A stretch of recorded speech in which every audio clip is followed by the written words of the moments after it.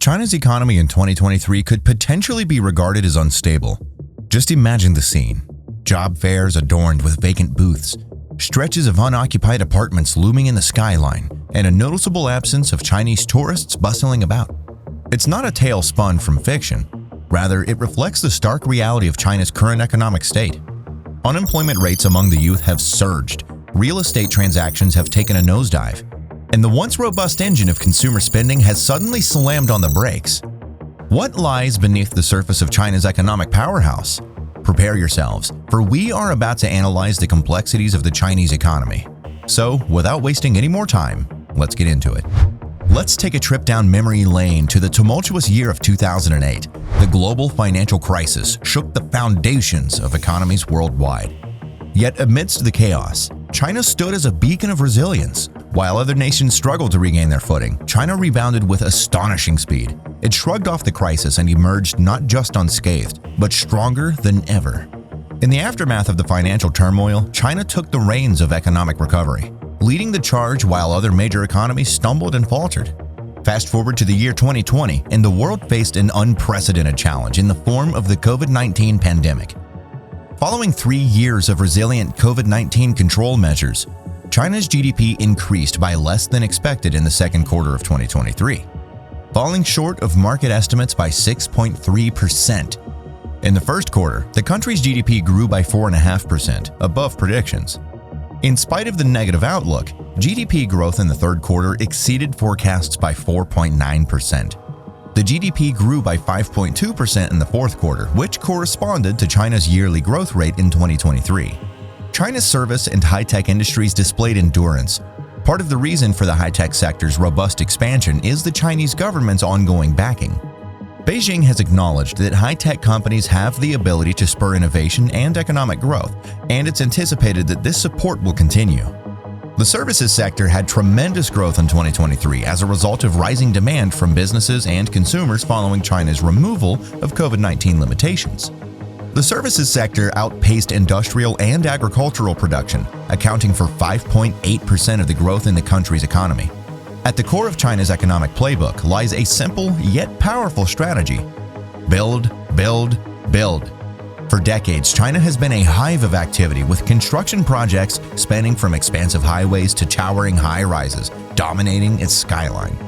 And why not? China has spared no expense in pouring billions into infrastructure endeavors, even if their immediate utility appears questionable. While some projects may raise eyebrows, picture a towering skyscraper amidst the tranquility of a rural backwater. For China, it's all about the grand spectacle. China's economy confronts many obstacles despite these strong economic results, such as dwindling real estate investment, mounting debt risk, and sluggish consumption growth, all of which could jeopardize the country's growth trajectory in the near future. But here's the kicker. All this construction comes at a cost, and I'm not just talking about the price tag. China's debt-to-GDP ratio is spiraling out of control faster than a roller coaster on steroids. What used to take a few dollars in construction to generate a buck in return now takes a small fortune.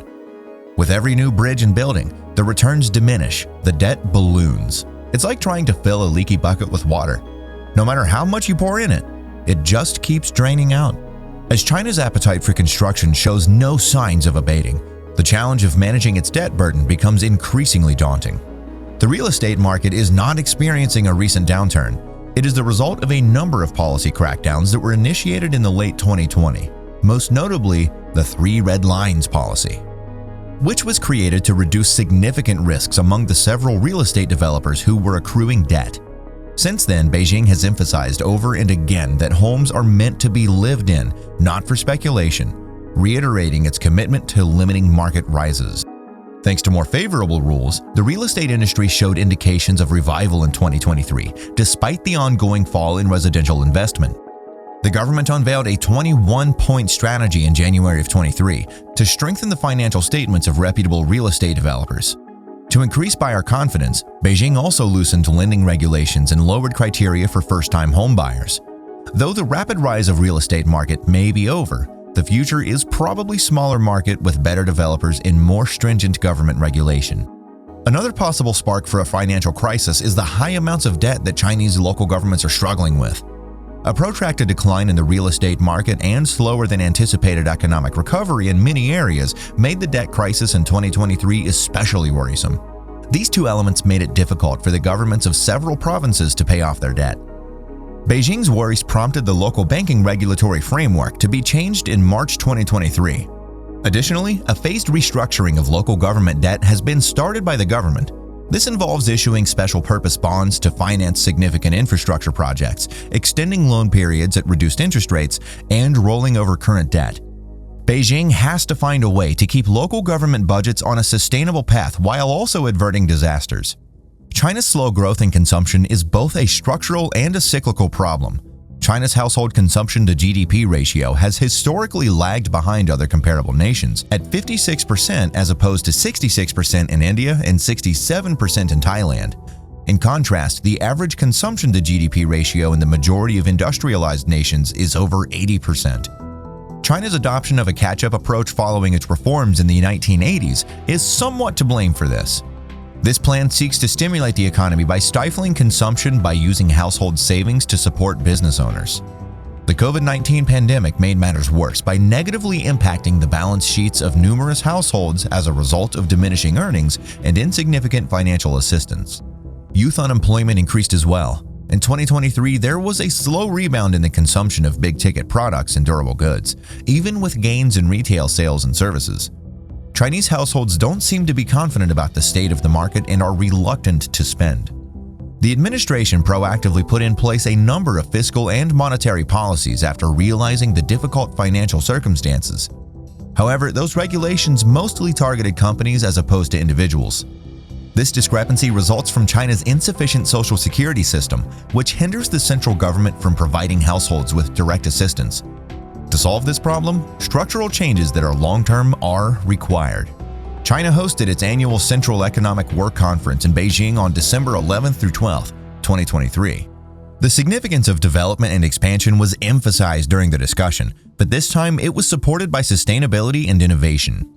The conference identified additional challenges, such as excess capacity in some industries, hidden dangers, choke spots in the domestic macroeconomic cycle, and heightened uncertainty in the foreign environment, while continuing to emphasize the pressures of inadequate societal expectations and insufficient demand.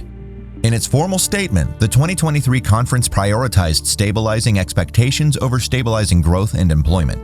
This suggests that correcting persistent deficiencies in family confidence is becoming more and more difficult. Additionally, the conference kept highlighting important risk sectors, such as small and medium-sized financial institutions, local government debt, and real estate. The conference recommended creating a new development model for real estate developers, and the formalization of the model's framework is anticipated to occur in 2024. Beijing urged the major provinces to participate in the broader debt restructuring initiative with regard to local government obligations. China is dealing with more challenging issues, accurately identifying the home market as the primary growth engine. It acknowledges that the external environment is too unpredictable to rely on. China faces fundamental issues that will take time to address, such as its inadequate social security system, strict household registration requirements, aging population, and growing labor expenses. Strict COVID-19 regulations for 3 years avoided an unthinkable health and economic catastrophe, but they shattered China's long-term growth trajectory. In conclusion, while China's economic trajectory may face bumps in the road, its sheer size, dynamism, and resilience suggest that the story is far from over. As the world watches with bated breath, the evolution of China's economy promises to be a captivating tale of triumphs, setbacks, and enduring ambition. So buckle up and stay tuned, because the next chapter of China's economic saga is bound to be filled with twists and turns.